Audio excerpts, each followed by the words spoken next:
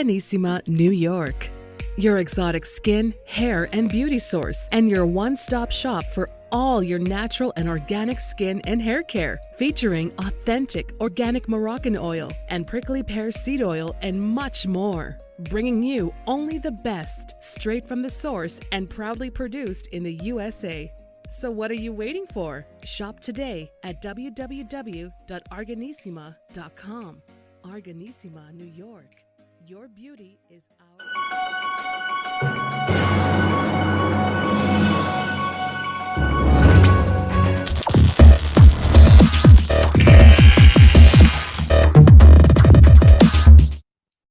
Folks, welcome back to the iHealth channel, iHealth Radio. We're your host, Hurricane H. As always, new guest, new show, new day, new topic. And today's again, it's a dear topic to my heart, to myself, to my family. It's a topic that there's not enough discussion about. At least we need to do more. And my guest today is going to really take us over this topic and subject in a deep, way. And hopefully we can, benefit as listeners and audiences right now from this particular discussion that we're going to have today. And my dear guest. And my guest actually will talk about a lot of things. And you guys are going to be very impressed with who she is. And everything that's about her is going to be impressive. And I have to say, and again, I'm being a little funny about this because I haven't introduced you yet. Well, once you see her and once you hear about her, it's going to be a whole different fun time. It will be fun time. That's it.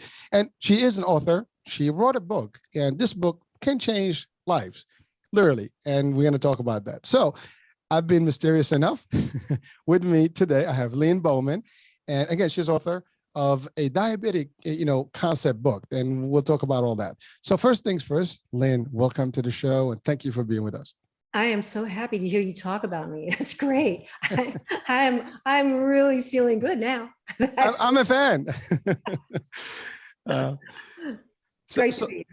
Thank you. Well, first of all, I totally appreciate the idea that the fact that you're with us. I know you have a lot of things to do in life, but I know you have a mission is to help people and give them real advice. And, one thing about you that's so special is, as you said to me before the show, is I am old, but I enjoy it. And I want to tell the world about it. And here age is actually a beauty thing because sometimes we use age as a qualifier or disqualifier. Age shouldn't be. It's how we deal with age and how we age and how we live our lives. And you've had like I was talking to you earlier about your background, such a diversified background. I mean, you have been an actress, a journalist, you were a weather person on TV. You've done so many things. You've helped some very, very famous people, and you were featured with Deirdre Hall and did some stuff with her in public. So there's a lot of stuff about you that people would enjoy today. So I summarized it, but let's get deeper. Tell us about who is Lynne Bowman. Well, you said I'm old, and so it's a long story, Hurricane. And when we go back to the sort of resume items, when I started out in the professional world in 1964, 1965, 1966, we women didn't plan out our lives and plan our careers. We just did what was there, because there was nothing available to us, really. You could be a teacher, you could be a nurse, but mainly it was you were being brought up to be a wife and a mother, and that was about it. Harvard was not co-ed; it was all guys. So, and I say that because it was representative of the whole world that was in front of us.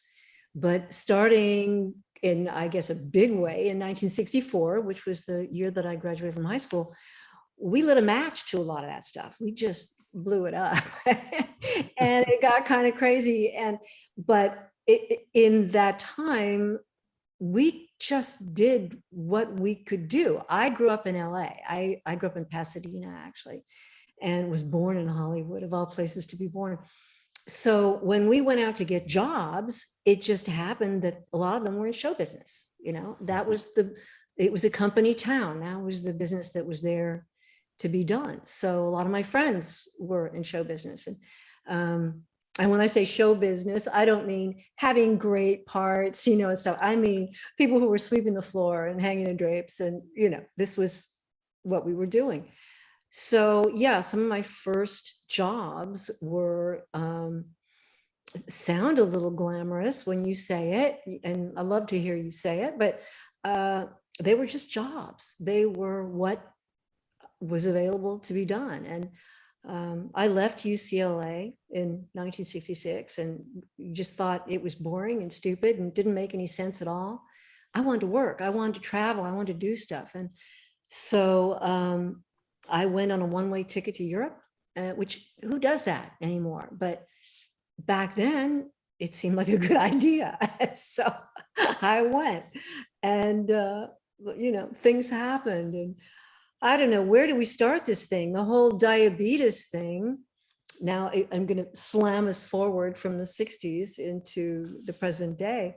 Well, let's say halfway along. I found out in my 40s that I was a type 2 diabetic, which was unusual because most people don't find out until later. And because diabetes, as you know, I think you know this, doesn't have symptoms. You don't know you have it. The only way you know you have it is to get a blood test, a hemoglobin A1C blood test.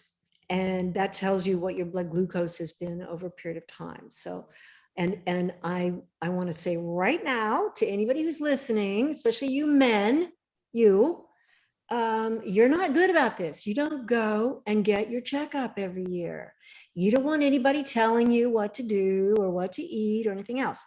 But please, for me and for anyone who loves you, go and get tested if you're over 40. Now, that's probably not you, Hurricane, because you're so young looking, but maybe you're over 40. And have you had your hemoglobin A1C test? Yes, I did. All right. Okay, great. When? As a matter of fact, only a couple months ago. Good. All right. How you doing? Awesome. So, by the way, the reason I do it is because, as I mentioned to you earlier, my mom is diabetic, so I do have a very high chance of being diabetic over time as I age, and so I have to monitor yearly, and I do that actually pretty often. So, but the old thinking was that your genes were destiny on this. They're not. They're absolutely not. You can make a decision and take control and pretty much avoid it, pretty much prevent it. And if you do start edging into diabetic territory, you can pull it back. It's all in what you do and think and eat and sleep. And it's not just carbs. We kind of used to think that it was just about carbs and sugar. And the newer information actually, and I don't know if you're ready for this. Go for it. You're a pretty brave guy, I think. But the new information is that it is meat and dairy consumption. It is animal fat. I'll buy that. I mean, yeah, you're right. I mean, there's more to this than people know. There's more to this. So it's the quality of the carbohydrates that you're eating, for sure. But I went to, I had the book about half done, and I went to this conference in 2019, the Plantricians Conference, it was called. And this was 1,000 doctors from all over the world who are kind of, they're surgeons, they're MDs, but they're kind of renegades because they're the people who believe in healing with food. And that makes them not in alignment with the American Medical Association, particularly. But so they all got together, as many as could fly to Oakland, California. And for some reason, I just had to go to that conference. I really needed to put myself there, and I did. And I took a little printout from my book, a little kind of promotional thing, and thought I would talk to these docs and find out if they would use it in their practice and so on. So for 8 hours, well, no, it was more than that. It was from 8 in the morning until about 8 o'clock at night, every day for 5 days, PowerPoint presentations, which for me is close to torture. But I sat there and I watched this, and it was data and more data, and then still more data. And these docs would get up and tell their stories. And I realized that I was going to have to rewrite the book. I was going to have to retool the recipes and do it a slightly different way. because the evidence was clear that the reason your body cannot take up the glucose is because of fat in your cells that clog it up and prevent your cells from processing the glucose. And for all these years, I thought it was carbs, and I mean, I never met a pork chop or a steak I didn't like. It was a big time meat eater. And I mean, but I did my best with my weight, and, I tried to eat a lot of vegetables and stuff. So my husband picked me up, and are you married? Yes. Okay, then you know that when I said to him, when I got in the car, I said, guess what? Yeah, right? Uh-oh. What Uh-oh. strikes terror in every man's heart? Guess what? And he said, what? And we drove a few more blocks, and I said, I'm vegan now. I'm going vegan. And he said, he didn't say anything for another maybe mile or two. And then he said, I'm in. And for 6 months, and I had just had my blood work done. And for 6 months, I was absolutely strictly vegan. Not one bite of animal related food entered my body for 6 months. Went back, got retested. Hemoglobin A1C down 3 points. You know what that means. That's big. It's big.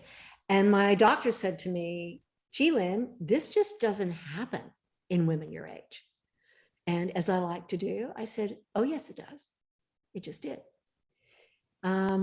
That's what I want people to understand, that there is so much more control in their decisions about this.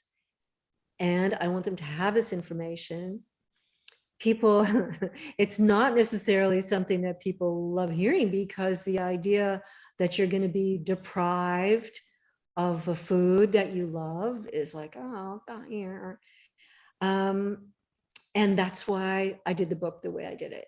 And that's why it's called Brownies for Breakfast, because the fact of the matter is you can eat fabulous food, better food than you've ever eaten, more interesting, more colorful, better texture, more spice, more thoughtful, more beautiful in every way.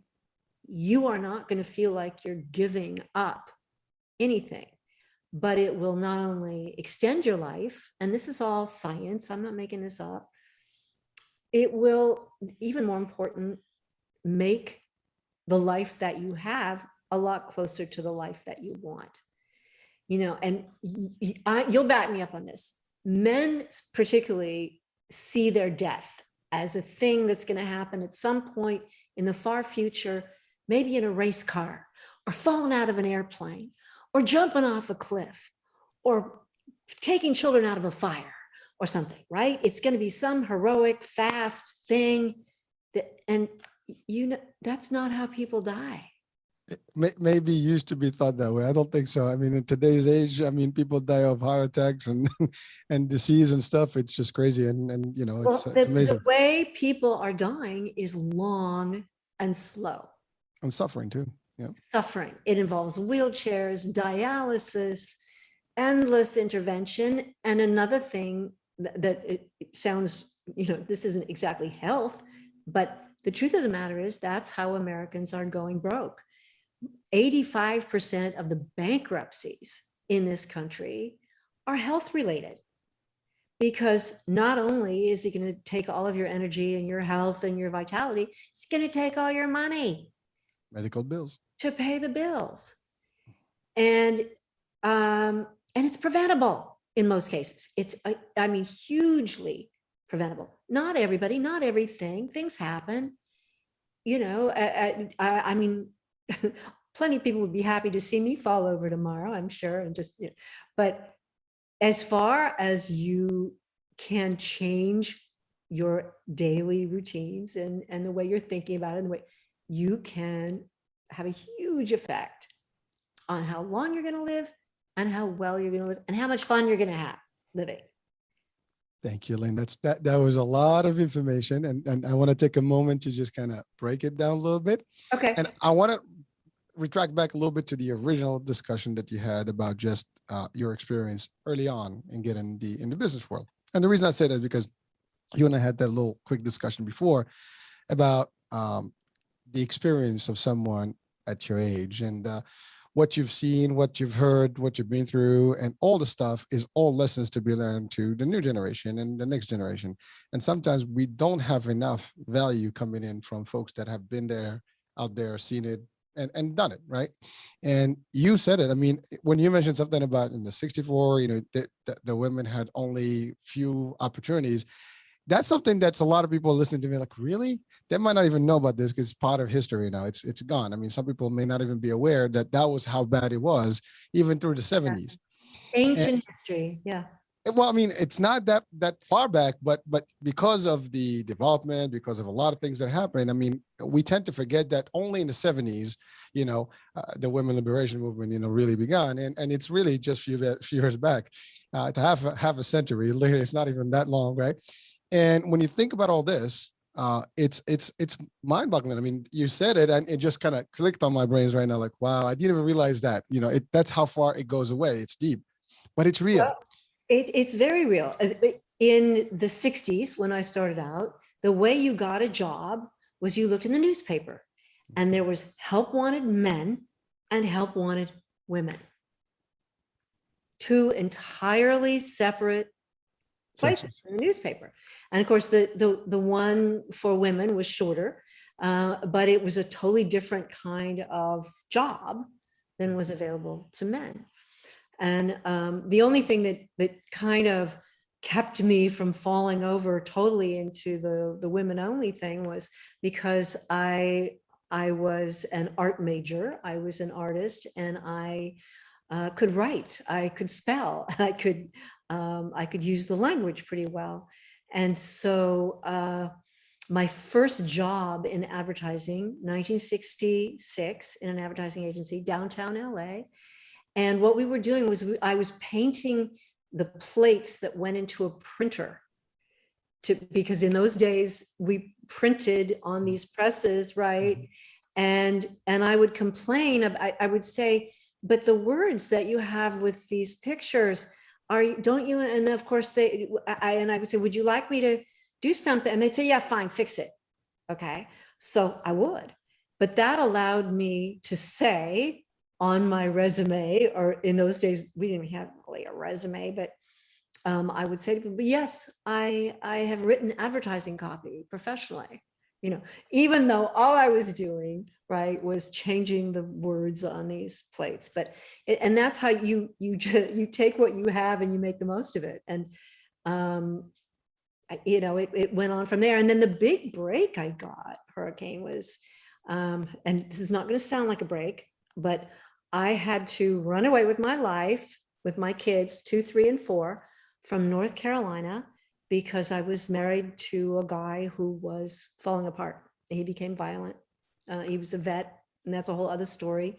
Marine, Vietnam, all that. So I put my kids and myself on a train in 1980, and we came across the country to the Silicon Valley, because my sister was there, and she said, okay, just come out, just do whatever you can do. And I lived in her driveway in a camping tent, one of those pop-up things, with my kids, until I figured out, what I was going to do next. And to make a long story short, because a couple of people said, you need to write that out. You need to write that story, right? And I don't know if you've seen, there's a series apparently on Netflix called Made. I did. Okay. And my kids said to me, she was a wimp, Ma. You ought to write your story. It's much better. So I don't doubt that it was a good story, but I've got one. And so I landed in the Silicon Valley in 1980. But the luck part of it was that it was the microcomputer revolution. So my sister, an engineer, sat me down, and that's a whole other story. How did she get to be an engineer? That's another thing. Self-taught to a great extent. She sat me down to her Apple II computer and said, you're going to learn how to use this, because this is going to be survival for you. I'm going, no, it's secure. I can't. And no, shut up. You got to sit down. You got to do this. And so then I could type because we were women. We all learned how to type. So I could type, but she taught me how to write advertising copy on a computer. So when I got my first freelance job with an agency, I come in with this computer under my arm and they're like, whoa, she crazy? What, you can't, but I was able then, I was in the right place at the right time for the wrong reason. But I, for the next 20 years, made my living writing about technology for people who didn't understand it. So it was ads and so on for things, this new world of computer technology for consumers who had no idea what a modem was or why they would want it or whatever. So that was lucky for me. And I was able to make a decent living and bring up my 3 kids by myself. Lynne, you are a pioneer in a lot of areas. I mean, whatever you're talking about right now, for a lot of listeners right now or viewers, they'd be like, wow. I mean, we take a lot of these things for granted these days. But that was live. I mean, you had to go through these things and make it. But you're talking about Apple too. I mean, that's like, wow. Ancient history. I know. I mean, you're talking about some stuff. Yeah. You're like the original blogger. Well, my sister and I had an online business in 1992, I think it was. And at the time, it was just like, nobody, who's doing that? That's crazy, kind of thing. But I have come from a family of nerds. My dad was an engineer. My sister's an engineer. My now husband of many, many years is an engineer. And in this area, that's what people do, that's just the way it is. So it was interesting for me because my thing was communications, and I landed at this intersection between technology and people. And so I was translating for them, for regular folks. Well, listen, Lynne, I mean, I'm listening. I'm enjoying this actually, because personally I'm learning. Because sometimes it's important to realize, where we were, where we are today. And I think for our younger, folks and listeners, and actually these shows are actually broadcasting all over the world right now. So people can be in countries where they still live in some of the times where women may not have the same equal rights and so on and so forth. So yes, it is amazing. Yes, we're in the 21st century. And we do not have equal rights in this country. Don't kid yourself. I'm not even getting there because I know that's a very, very true. No, well, again, we've come a long way, but we're not there yet. I mean, we're not there yet. No. And I think we had a show before where we talked about it a little, as briefly as we could, but you're right. There's still a lot of work to be done on this and that area. And but still, I mean, your journey to today, I mean, it's a lot of different struggles, a lot of different, I guess, breakthroughs and different things. I mean, but it's all good. And for folks, even it's very inspirational that you were able to do a lot of things, even though the circumstances in the world was kind of almost anti everything that you believed in and you were willing to do. It's amazing. And the truth of the matter is, now young people are coming into the professional world with an understanding that they're not going to have like one job that they do for.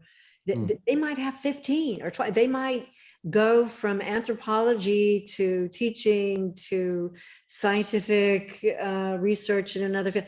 I mean, it's always about adaptability and taking whatever skills you have and moving forward and looking and seeing and then jumping in wherever you think you can jump in.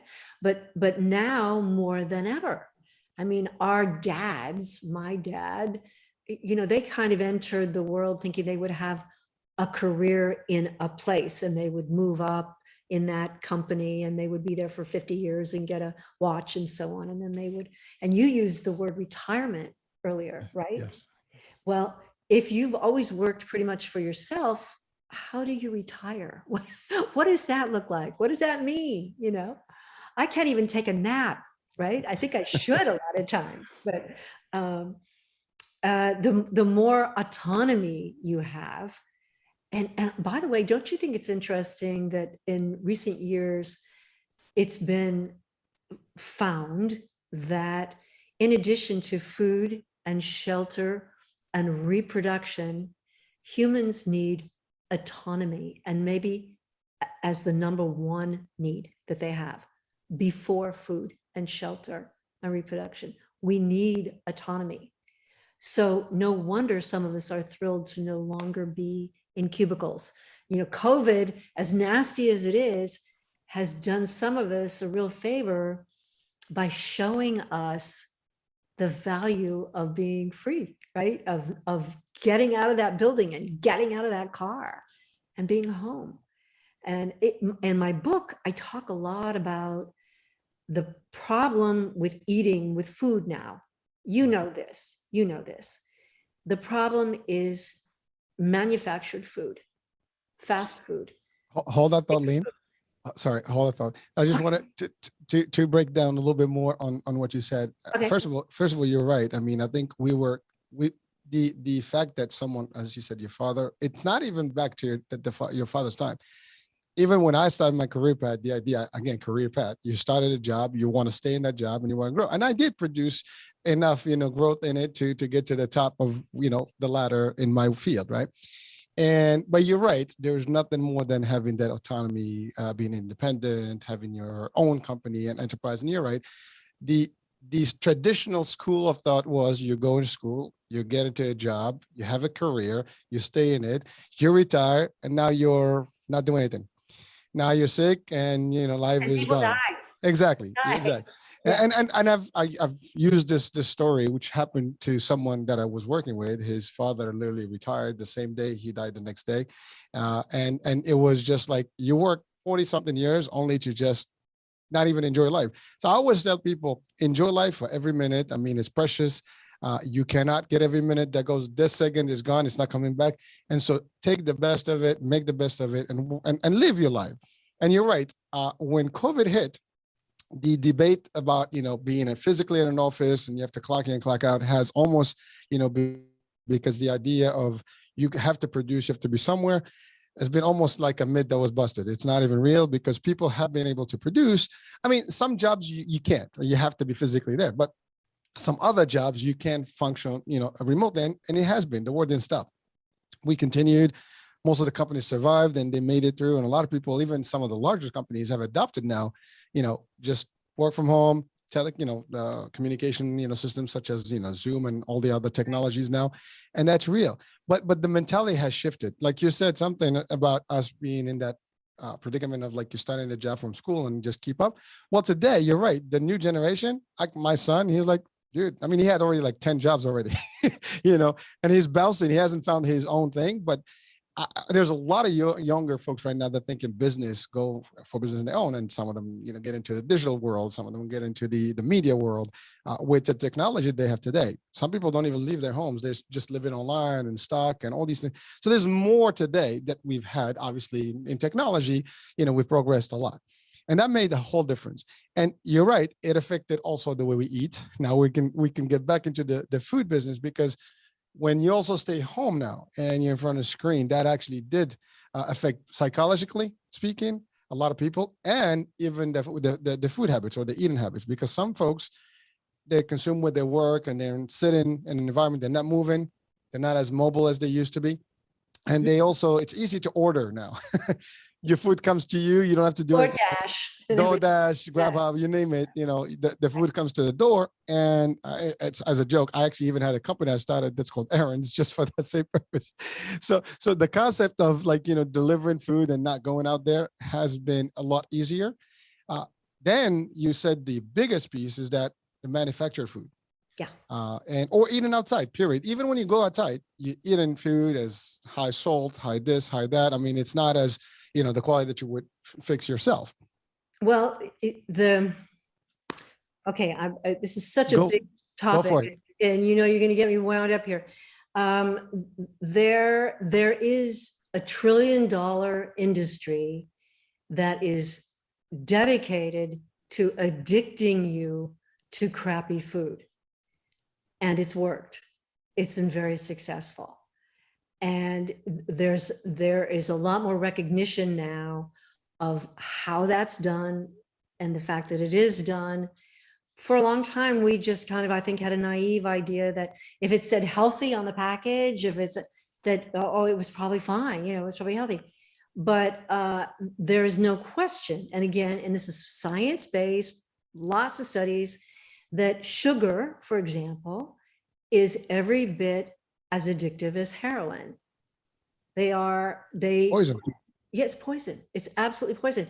And yet people will say to me frequently, they'll say, well, how can I cut down on sugar? And what Grandma Buzzkill here likes to say is, so what would you say if I said, well, I'm going to cut back on my heroin? How does that sound? It doesn't work. You have to go through rehab. You have to quit. You have to stop eating those substances that are so highly addictive that you are eating stuff at 11 o'clock at night in front of the TV. You don't know what you're eating. You don't know how much of it you've eaten, because it's literally engineered to keep you eating, and it works. It does. I mean, no one is going to deny this. Everybody. And one of the things I learned at the Plantricians Conference that I mentioned was that the most addictive prepared food, this isn't going to surprise anybody, the very most addictive one is pizza, because you can't eat a slice of pizza, right? Or even 2 slices of pizza. I mean, people don't put a lot of pizza back in the fridge to eat the next day. It is literally, scientifically, measurably addictive. So that's what people are eating. They're driving through. No, hardly anyone is cooking on a routine basis in the United States now. People are not cooking.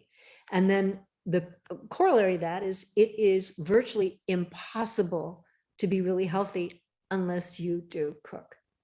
You cannot eat prepared food, restaurant food, packaged foods, and be healthy. I'm sorry, you can't. So again, so I'm here with all the bad news for you. No, listen, thank you for sharing. I mean, and you're right. This is all some serious business. It's very continue, because I know you still have a thought there, and then I want to just make some comments. Well, so I'm here to say that it is easy to cook. It's fun to cook. And you parents are making a big mistake not teaching your children to cook if you're not, and not sitting down with your children and not teaching your children to be at the table with you, to use utensils and cloth napkins and to have a conversation. And I'm not making this up.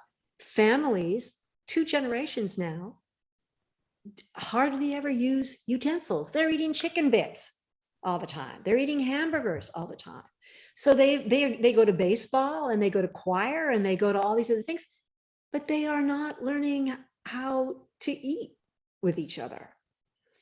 And food isn't just food. Food is culture and connection, and it's a sacrament. I mean, it's your connection with the earth.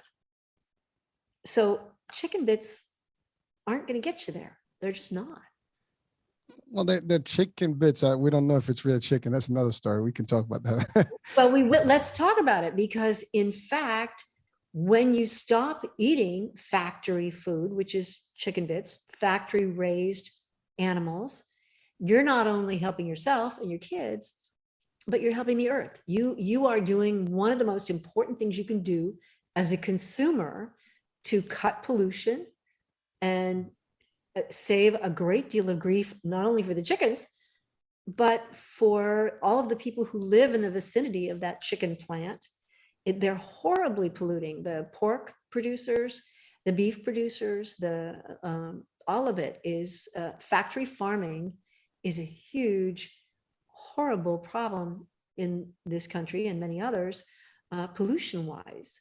So if you don't want to do it for yourself, and I hope you do, I hope you'll do it for the cows, the chickens, the pigs, and the earth. Listen, Lynn, you brought up so many great points right now, and I just want to kind of break out some of them. One is the sugar addiction, as you said, which most people may not even think how much sugar they need daily, and it's less than a small spoon of sugar at most, if you need it just for intake. And the least thing, need it at all. well, that is true, but I'm saying even the most, that's the least that's the most you should get if you're gonna do it. And unfortunately, that's not the case. Everything we have today has high between sodium and sugar. It's not even funny. It just, it's amazing how much you intake. That's just, I'm talking about raw sugar and stuff but it's not even the real sugar. It's not like, cane sugar. It's just sugar that's manufactured. We don't know how it's processed. And then you have all the other substitutes and stuff like that. That's one. Two, you mentioned something about pizza and food, like eating habits. You're right. Then first of all, the younger generation right now, it's all about, burgers, nuggets, pizza. I mean, the menu is very limited and it's repetitive, and a lot of it is just outdoors food, and it's not really healthy. Then you mentioned something about the fact of sitting, like a culture, right? I'm looking at your screen right now and looking at the background. You have a nice little table there. It's about it's huge, actually. It's I know, I see. But think about this, right? It's about that time where everybody's eating at the table. We share stories, how's your day and stuff. That's already lost. I mean, I challenge, sometimes I'm challenged with my own family because, when the kids come in, sometimes they just grab their food and go. I'm like, where you going? Sit. And they don't like it. And it's a challenge. And then when they sit, they have their phones with them. No, put the phone away. And it's becoming a struggle. But that's been the new culture today. Like, everybody's on their own. Everybody's in a rush. And I'm here to tell you that the struggle is worth you winning. You got to win this one, because you're not doing your kids a service by allowing them to just go. And I also, your kids need to understand you're not their servant, you're their teacher. So you should not be the only one washing the dishes, cleaning it up, setting the table, all that stuff. I can't believe the stories I hear about parents taking their kids to college and having them not know how to wash clothes or cook or set a table or any of that stuff. I mean, why is it okay to maybe just barely pass a calculus class, but totally flunk life? I mean, right? I couldn't agree more. I mean, first of all, you're right, Lynn. I mean, think about this. You will go in life past college, and you know what? Or even past high school, and then you're going to move out of your home, and life is going to be there. And life is not going to tell you, like, you can't eat, you can't go. You're going to have to figure out a way. Finances will actually be against you. If you're just eating outside, you're never going to make any ends meet, because you bring it and you spend it, right? Yeah. So, cooking healthy, that's the other thing, talking about healthy eating and stuff. You're not going to do that if you always eat outside. Maybe, once in a blue moon, you crave something, you go out, that's a different story. But you're right. The best way to eat is to eat. Like people used to make fun of me at work. I used to bring food home to the office, home cooking. And they're like, oh. And they made fun of you? Well, they were just like, oh, you always bring in your own food. Like, you don't want to eat outside. It's healthier. That was it. I mean, I'm talking about years back. But that was it. Like I bring, homemade stuff. And they're like, what is that? Well, it's just homemade cooking. And did you ever say to them, and look at me, and then look at you, skinny, well, hello? I didn't go there, but I wish I'd been with you. I could have gone there for you. It's like, look at him, and now let's look at you. Well, but you're right. And there's that. And people sometimes don't realize. And then there's like, well, what are you doing? How are you doing this? Well, there's a few things that you mentioned something about diabetes. And that's actually the core of the discussion, is that when I found out that my mom had diabetes, and that's 30 plus years ago, literally 30 years ago, exactly to the day, to the month. And so I was much younger and didn't care. I mean, I was very active and stuff. But as soon as I hit that 30 mark and my doctor says, you know what, your mom is diabetic, it's time for you to start, really being serious about it. I had gained weight, and it was not good. And I started really not feeling right about it. So that's when I made that commitment, to your point. Like, you got to do something. You have to, commit to this. It's not going to be overnight, but you have to do it. Like the addiction you mentioned, right? It's a decision. It's a decision to be healthy. And it is. And it was like, and some people even like over the years, they're like, wow, what a transformation. What did you do? Well, I just took it serious. I wasn't like playing anymore, because your health is wealth, as we know about that expression. And so the first thing is literally cutting sugars, and I'm talking all sugars, and like tea, coffee. I mean, coffee, there's discussion about coffee, but I can't live with that. I'm sorry. That's one thing. No, coffee is coming out on top in the research.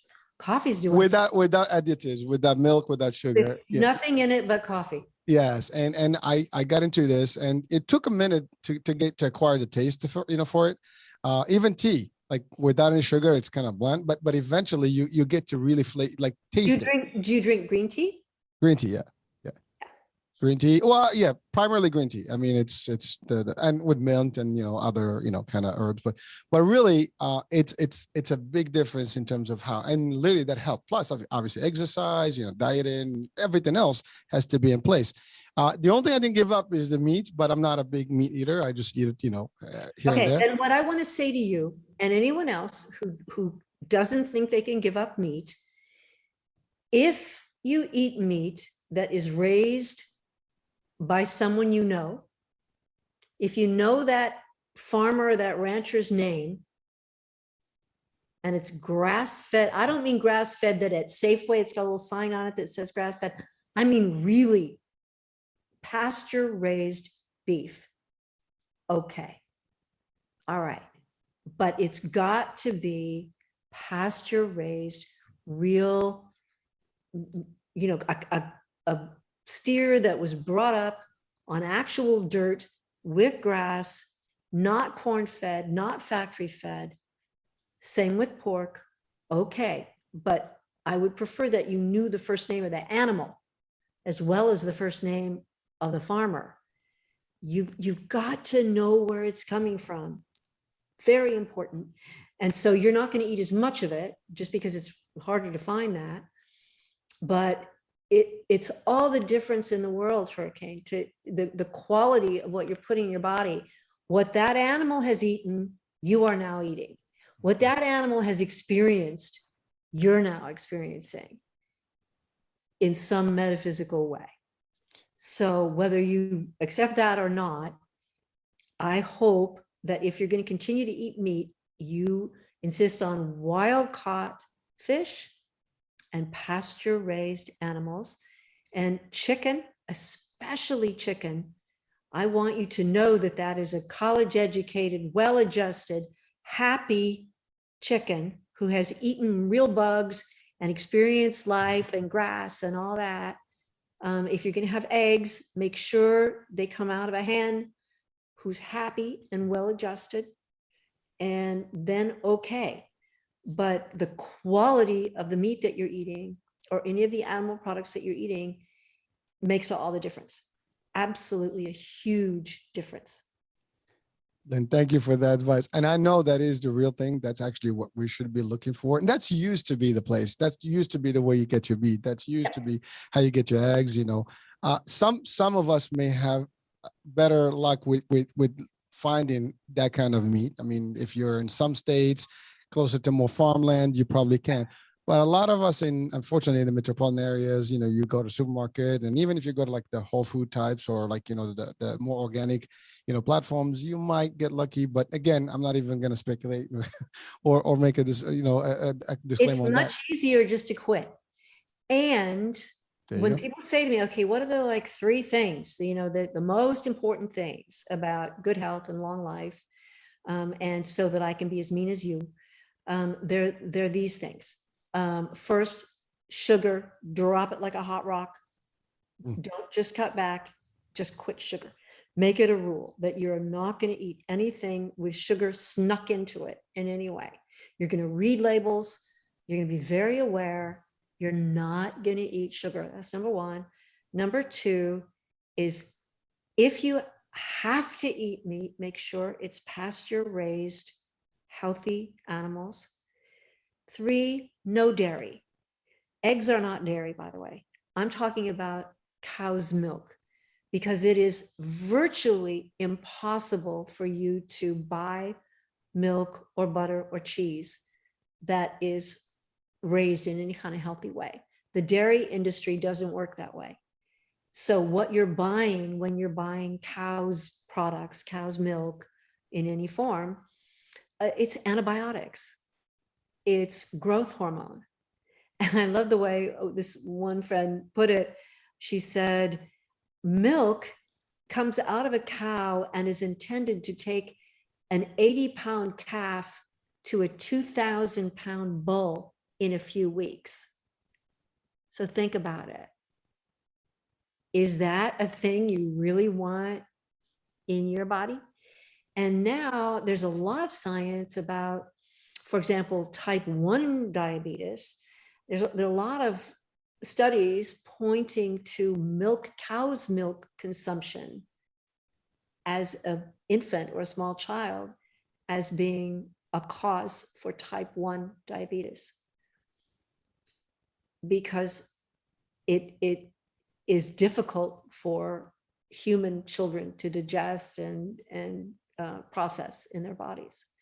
And I mean, we've been through all these decades of milk does the body good, and calcium, and people say, well, how do you get I get all my calcium from vegetables. It's not a problem.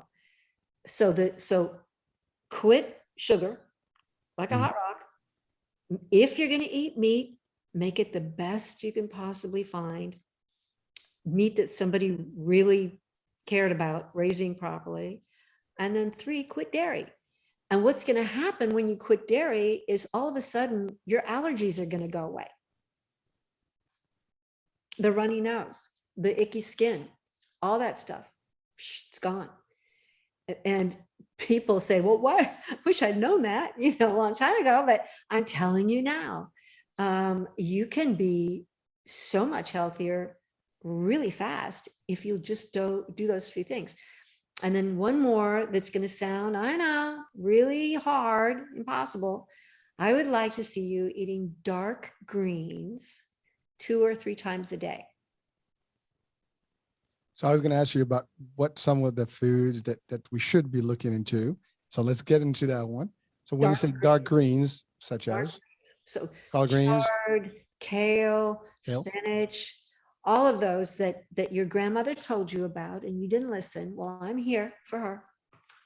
And I'm telling you that you can do it. You can throw it in smoothies. I keep frozen spinach and peas and stuff in my freezer, and I just put and dump it in the blender. I don't measure anything. I just dump it in. And I know kind of roughly, and it's in my book, how to combine things. So this flavor is good with that flavor kind of thing. But so you can, and soup. And I've got a recipe in the book that's called Genius Soup. People have loved it for a long time. This is like my 4th book, and it's a recipe that has been out there before, because it's a thing you make on Sunday or Saturday. It's easy. And then you got this whole pot, and then you do something different to it Monday, and then something else on Tuesday and Wednesday, but it's full of vegetables. That's how you get your vegetables in, is make yourself a big pot of soup. You can also throw it in the blender and make a creamy soup out of it. But if you're not, the problem with the way people eat, they're eating bread and meat 3 times a day. So eggs, sausage, hamburger for lunch, dinner is a steak and something, potatoes. The problem with that is not what you are eating so much as what you're not eating. It means you're not eating all this great food where the nutrition is. The vegetables, the greens, that's where the nutrition is. And so if you're filling up on tacos, nothing against tacos. Tacos are fine if you use good materials and make them out of whole stuff. But I want you to have all the color and texture and nutrition in your diet that you can. And when it comes to weight loss, a thing that misses so many people is that the way these foods are designed now, that even right down to the hamburgers and the bread and everything, are to keep you eating. They don't want you full. They want you to keep eating. So when you start eating healthy, nutrient-dense food, and you know what I mean by nutrient-dense food. Rich. Yeah, you don't feel like eating more. You're just basically full already, good. Yes, and then you're fine. And another thing that is going to be shocking for a lot of people, all of the research coming out of the places that are doing these studies, not just in mice, but human studies too, is as much about when you eat as what you eat. And it's interesting to me because I first heard about this from my Ayurvedic doc friend who taught me about the Ayurvedic tradition. And that is that your body is hot and burning its fuel in the middle of the day. And so you should eat in the middle of the day when your body is working on that. And then as the day wanes and the sky gets a little darker and the sun goes down, you stop. You don't eat anymore at the end of the day. You're done. And that's always worked well for me. I've been doing that, but now there are all these studies that say that the healthiest way, you can add apparently like a decade to your life by changing when you eat, by reducing the number of meals that you have. You can eat the same amount of calories, the same food, if you eat it in a short period of time or even in one meal in the middle of the day. I mean, just stuff yourself if you feel like it. But then you have to not eat for a fairly long period of time. And the technical term for it is autophagy, which took me a while to pronounce, but it's this process that takes place in your body of cleaning the cells. So, and the picture that I like to paint of it is you're done eating at 3, 4 in the afternoon, you're done. And then that gives the night crew time to come in. And, you know, if you see it out on the streets, it's these guys who at night, they're doing this stuff because there's no traffic, right? And they're taking care of everything, and they're sweeping and they're trimming and they're doing all this stuff. If you're throwing pizzas down your gullet at 11 o'clock at night, what you're doing is this crew is going, wait, this guy's throwing pizza. We can't. So the cleaning crew has to stand back while the pizza comes roaring in. And then they have to get the overtime processing crew back. And that's a kind of childish way of saying it. But if you take one thing away from this discussion today, I want you to take away the idea, and the technical name is autophagy, that you can really extend your life and hugely improve your health by eating fewer meals, by eating in less amount of time during the day. Lynne, I'm just mesmerized. I'm listening in and I'm just taking all that in. And by the way, it's funny because I do that. Believe it or not, I only have a light breakfast and one meal, and it's usually around 4:35 or just about that. Late lunch and early dinner, no more food, and I've been doing that for years, and it worked for. And I do have a background in martial arts, and in the martial arts tradition, ancient, even the samurais and the ninja, what they call the ninja diet, they only ate when they needed the nutrition once, for every day to just get all the stuff, and it was all healthy business, and it kept them agile, as healthy as they could. I mean, they're warriors, for God's sakes. Right? And I'll bet they sat down when they ate. And I'll bet they ate gratefully. And I'll bet even if they were eating alone, they tried to eat with some reverence for their food and where they were. That's a big deal. We stopped taking time to enjoy a meal. I think, but now it's like fast everything. And you're right. There's a cultural thing that based on industry marketing, the power of marketing. You talked about milk, it does your body good. These are things that we are conditioned to through suggestive, and subliminal messages, and we get those, and they're stuck in our subconscious, and we apply those things without even knowing. But you're right. Those are things that we were conditioned to, and then it shifted a little bit how really things should be in reality, but how we go about them. But that's been a challenge.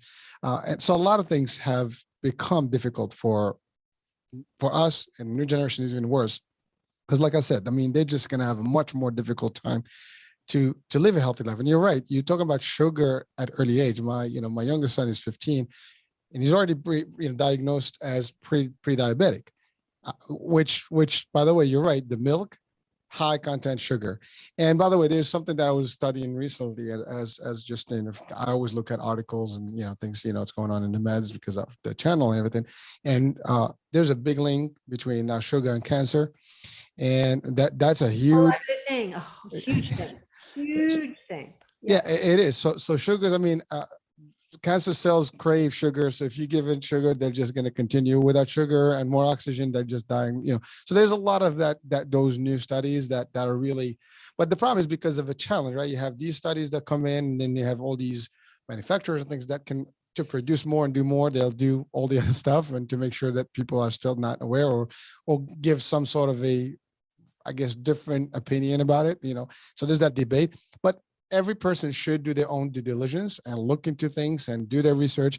And don't take it from us. I mean, you could, please, but if you don't take it, just go take this, find out the articles, do the journals, whatever, reach out to doctors, and you'll find there's more to this discussion that we all need to know about.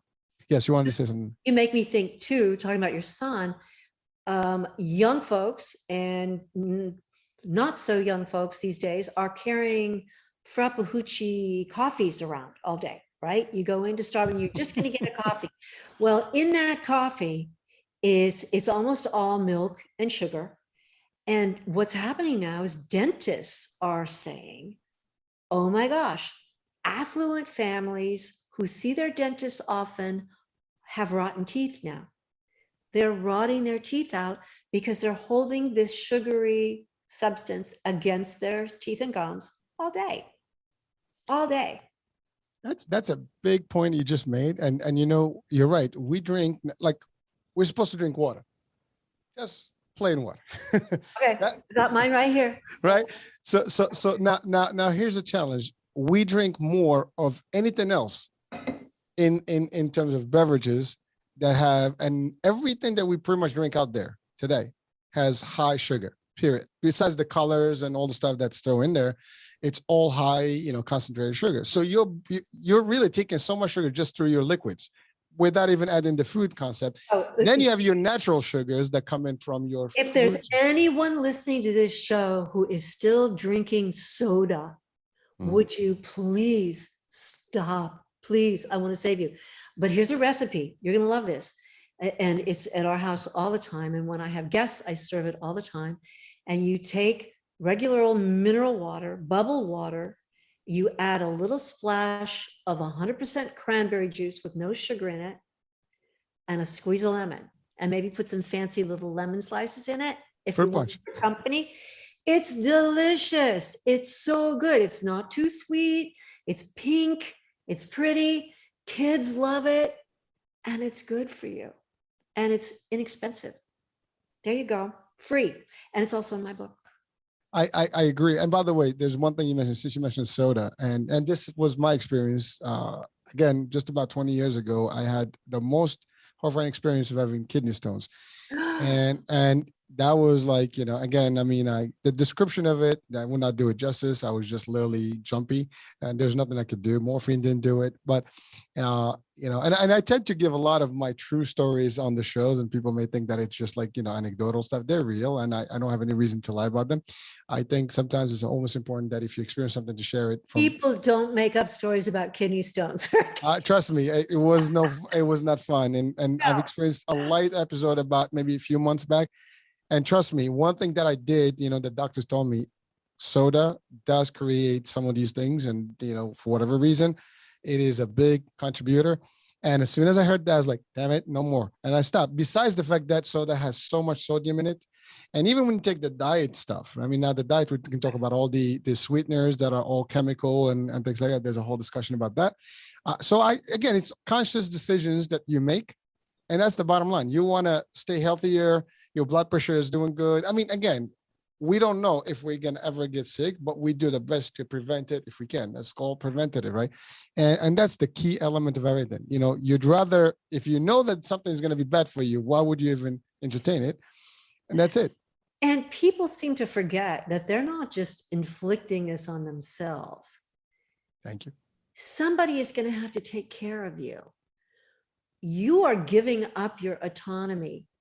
You are giving up your agency to this person or people who will have to take care of your sorry butt when you are no longer able to take care of yourself. And why is it so hard for people to visualize themselves down the road? It's like, if I can choose between this or this,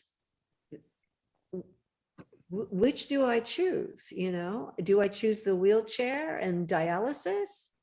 Or do I choose taking tango lessons with my sweetheart? You know, I mean, up to you to a very great extent. It's up to you. Lynn, you mentioned two keywords a couple of times, dialysis, right? We're talking about kidney issues. Diabetes is a destructive power for kidneys, also vision, as we know, extremities, people, lose their, legs, feet, whatever. I mean, it's very serious. It's a silent killer, as they say. It's one of the main, catastrophic, things. It's also very expensive to maintain. I mean, insulin itself is very expensive. And so if you're, again, talking about medical costs and everything, even if you don't pay for it, it's still costing somebody a lot of money. Right. So all these things are preventable, and we can certainly manage them sooner than later. And unfortunately, you're right. We just don't, it's not going to happen. It can't happen. I'm good. But you don't know until it happens. It's too late. And but it's not too late. As you said earlier, there's a point that you can reverse things. You can. But you got to make, again, the healthiest and tough choices. And it will take some time to turn things around. So we want to give people hope that even if you are there, you can make a difference. If you're not there, you have an advantage. If you're getting close or stuff, it is time to start. The key is to start, the better habits, to start doing the right thing for you. And again, there's plenty out there. And, everybody can be affected and afflicted with these things. Diabetes is not just for any particular group. And you mentioned something else about, the sugar and the dentist. Even that, I mean, wants to have, it's not easy not to have your teeth. There's a lot of work that needs to be done. It's a tough thing, right? And it's expensive. It's very expensive. Well, yeah, dentistry is expensive. You're right. And again, so it's a lot of things. At the end of the day, you want to be healthy globally. Head, spirit, physical, mind, soul, everything has to be the same. And there are certain steps to really take to be at your best, right? And we can all do that. Now you mentioned something key about this is not a decision that affects only you, but affects your family. If you have dialysis, somebody else is going to have to manage you and take you back and forth. It's not going to be fun. If you're, you have to do insulin, somebody's going to manage this. If you don't manage it correctly, now you have They ups and need downs. to give up a good part of their life to take care of you and worry about you because you haven't worried about yourself. And I see it all the time. It's and we can't imagine ourselves having our legs amputated, can we? I mean that. But it happens. It happened to many, and it can always happen. Yeah. Well, you said something also about autonomy. Think about this. I mean, who doesn't want to do what they love to do, and who wants to just be seen? I mean, I get the same struggle with my mother. Like, you got to do stuff. You got to be active. You got to stuff, because without it, I mean, it's just going to get worse. And I know you would not want anybody to take care of you and carry you, do things. You want to do things. She's very, active on her own, and she likes to be as autonomous as she needs to be. But if she doesn't do correctly, that can be the problem. And so I always try to portray that. Listen, would you want someone to hold you, take you, bring you? No, you don't want someone to maintain you. You want to do this as long as you live. Well, the only way to do it, you cannot allow this disease to actually get the bottom, of you. So we tried. That's a message. My discussion with my mom personally, and she does her best to maintain it as much as you can. I mean, obviously with COVID, it's been a little difficult going out, things like that. But really, and that's the other thing. Like when you get to those types of complications, everything else can affect your body. A small a cold, the flu can actually have bad repercussions on your so health. when you're eating the way we talk about, you are eating for your immune system. 2, you're eating for your heart. Every system in your body actually benefits from eating the way we're talking about. Everything. There's no downside. Right? That's correct.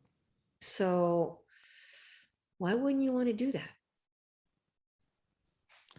It's a question people have to really ask themselves and kind of like really focus on that. And just maybe that's the trigger point is like, ah, all right, now I know I need to make, hopefully people can listen and they will listen. There's Okay, thousands of people that, yeah. here's one more thing, Hurricane, that people don't know always that they need to know is there are sweeteners on the market now that are natural, healthy sweeteners that are really good. It isn't like 10 years ago, 15 years ago, where all you could get was equal or aspartame or whatever. If you will look for monk fruit or chicory root based sweeteners, and I talk about them in my book, I list them all out and talk about the advantages and disadvantages. These sweeteners are amazing. And you can, I mean, the book is full of pie and cake and pancake, all these comfort food recipes that you can make with these sweeteners. And you make them, instead of making them with flour and butter and cream, you're making them with pumpkin and nut butter, which not only is super good for you, but it tastes better. I mean, these things are yummy. And the texture is great. It's just knowing how to do it with whole foods, with better foods. Because when you eat a brownie or a donut made the way Dunkin' Donuts makes it, you might as well just be, you know, hurting yourself. I mean, they're doing damage. Every time you take one of those into your body, you're damaging your body. And I know I sound like I'm exaggerating, but it's it's small, but how many do you have in a lifetime? How many do you have in a month or a year? So there's recipes for donuts. Here, it's right here. Here's a book. If you want to eat a donut, make it from my recipes in here. Bake them yourself at home. They're fantastic. They're really good. And who doesn't want a pink frosting donut with sprinkles on it, right? And yet, if you make them this way, they're healthy. They're better than one of those health bars you get in the store, and cheaper too. So the brownies that I'm talking about are a meal. They're made with pumpkin and nut butter and spices, real cocoa, and not much else. They're simple and yummy, and they're healthy. And we want people actually to really look into this book. And you know, I already put the actual description and the link, you know, Good. for the Okay. Amazon. It's on. So I can put it down now. I don't have to wait. We have it. And by the way, you know, that the idea is that we want people actually to reach out and get the information in the book. And really, I mean, listen, we buy things all the time. You know, sometimes, you know, 2 recipes can change our lives in from that book, and that's the key. And maybe we're going to like every one of them and use it whole, you know. So at the end of the day, if you really want to take care of yourself and your health, you audit yourself to actually look at things and find and discover new things. We are bringing the resources to you through the platform. And by the way, I want to ask this question to you, Lynne. You know, we talked about the age. You do not look your age. Well, but what does my age look like? Why? Well, that's right. It's a very excellent point. But when we mentioned something about 75, people have a perception of what 75 looks like. Yeah. And that's the issue. And you and I had the discussion before about, I work with seniors and I've seen them in all spectrums. I've seen them younger, but not as healthy and as youthful. And then I've seen them at older age. And I mean, even the 90s, and they were like brilliant, you know, with vibrant energy and dancing and doing the stuff. And they were just keeping up. It's all, again, it's to your point, it's how you treat this body and how you build it. Let's be really honest. We're on Zoom. So there's this filtery thing that we can do. Yeah, it's okay. Right. And so it makes you look just a little better maybe than you would if you were, you know, in a different light or whatever. I'll take it Zoom or no Zoom, because I can tell you one thing, you know, you do look healthier. You do look, you know, very active. And, you know, I'm sure you do. That's a question I want to ask. Someone would ask, well, do you do any exercise also in addition to all this? See? Or does this conflict, I mean, eating, like being vegan 100%, does that conflict with you doing with that? You don't need any exercise, or you do want to combine that with some sort of a regimen of workout or any moderate activity? 3 days a week. Now, right now, because Omicron just started and so on, and so my little neighborhood studio is stopping for the moment, but most weeks I go 3 days a week to a TRX and Pilates workout at a little neighborhood. Oh, honey, little studio. My trainer, Kristen, is brilliant. She's wonderful. She's very patient with some of us who aren't terribly young anymore. But I do planks, I do stretches, I do all this stuff. Love it. It's so fun. And socially, it's great. These are my friends. I have a treadmill right next to me over here that I use whenever I can. And I have a great big dog or two. Here's this is Vigo right here. Vigo, you're on camera, I think. I did see him coming through. Okay, so I've got 2 dogs in here. So yeah, no, you got to move. You have to move all the time. And then when I'm not doing that, I've got Swamp Rock on real loud and I'm dancing in the other room. So I recommend that. Especially when nobody can see you. Well, even if who cares, right? I mean, at the end of the day, it's your life. That's what we want to convey to people. You don't want to collapse. You don't want to just kind of like, shut down. You want to be, and this is also psychology speaking. The more you are vibrant, the more you're alive in your activities, the more you're alive, literally. Bottom line, and it keeps you younger, keeps you like energetic. The more you kind of just stay closed up with no activity, it just everything shuts down. The body needs to be dynamic. If you put it in a stagnating mode, it's just gonna like really just You have to move. You have to move. Yeah, however you can. There goes Figo. Yes, and pets are good for us, and they're good for your microbiome too. It's good to have some little micro creatures in the air. It's good for your belly. Listen, you've given us so much good juice here, a lot of insights and good stuff. I mean, the real things. I mean, these are not things that just we're so. And I hope people know they can get in touch with me on my website, lynnebowman.com. And I love it when people take pictures of their recipes that they're making from my book and send them. Or if you want to ask me questions about anything that I've said or recommend or any of the recipes, I'm happy to hear from people. So there's a message form on my website that you can reach me through. So please do that. Love to hear from you. Thank you. And actually, the site also is on the description of the show. So they'll have both the book link in Amazon and the site. Okay. So please do so. And again, folks, all our shows are designated, they're dedicated for you and your health. You take the best of it. You take the most, whatever, the message in here. These are things that are vetted out.